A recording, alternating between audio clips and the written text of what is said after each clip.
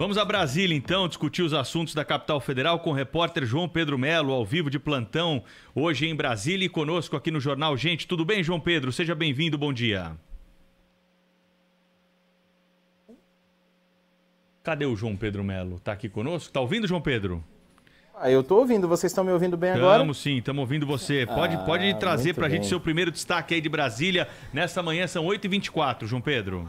Pois é, Pedro, bom dia a você, bom dia a todos que nos acompanham. Olha, a gente tem muitos assuntos aqui na capital do país, mas o principal deles, que já está movimentando as ruas aqui do Distrito Federal, é que hoje temos pelo menos 2 manifestações aqui em Brasília em apoio ao presidente Jair Bolsonaro. Eventos que são promovidos por ruralistas e também por evangélicos. Isso em busca de uma maior adesão. Esses 2 movimentos, então, se juntaram. A tendência é de que eles comecem por volta das 11 horas da manhã, aqui na esplanada dos ministérios, e prometem aí uma série de alterações. Isso porque querem trazer, inclusive aqui para a esplanada, diversos tratores e máquinas agrícolas. Só que isso preocupa bastante a Polícia Militar, porque eles não querem permitir essa entrada. E, claro, a gente vai ficar de olho para saber o que está acontecendo. Expectativa, segundo a organização desse movimento, é de que pelo menos 50 mil manifestantes estejam na esplanada hoje. E a tendência é de que o presidente Jair Bolsonaro também saia do Palácio da Alvorada para visitar esse movimento. A tendência também de que ele faça um discurso em um carro de som ali por volta do meio-dia. A gente também vai acompanhar. Entre as pautas dessa manifestação estão, claro, as pautas ruralistas, mas também outras pautas como a defesa do chamado voto impresso. A gente lembra que esse tema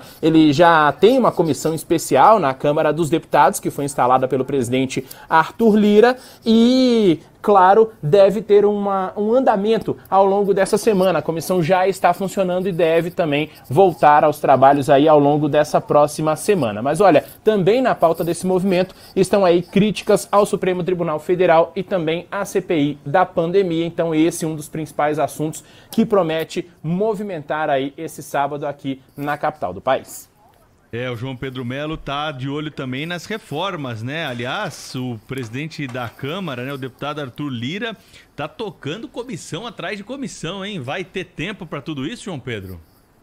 Pois é, Pedro, essa é a grande curiosidade, né? Porque a gente viu muitas comissões serem abertas ao longo dessa semana, mas a gente viu também uma delas ser fechada e isso gerou uma certa preocupação com relação ao trabalho que tinha sido feito há pelo menos 1 ano e meio. Falo da Comissão da Reforma Tributária. Com relação a isso, o presidente Arthur Lira já garantiu que os trabalhos eles vão continuar ao longo desse primeiro semestre e que o trabalho feito no ano passado não vai ser perdido. Então a tendência é de que a gente tenha uma definição ao longo dessa próxima semana de como vai funcionar essa reforma tributária. A gente lembra o seguinte, são 3 textos, um deles feito pelo governo, outro pela Câmara e outro pelo Senado, foram unificados em um único material, que teve relatoria do Aguinaldo Ribeiro. Esse relatório já foi entregue então aos deputados e a tendência é de que eles analisem já a partir da semana que vem. Deve ser feita uma nova comissão com relação a esse material e aí podem ser apresentadas novas emendas a esse texto. A tendência é de que seja votado ainda nesse primeiro semestre,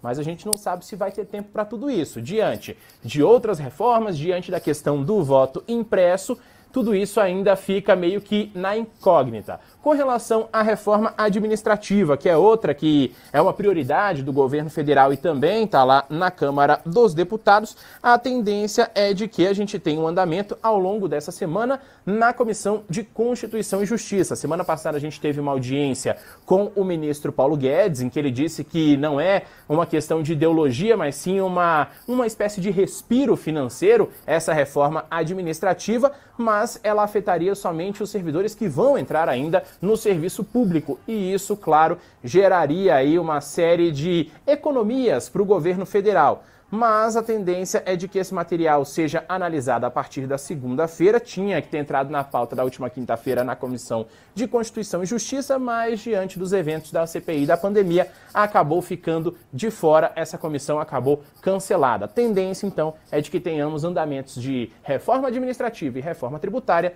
nessa próxima semana.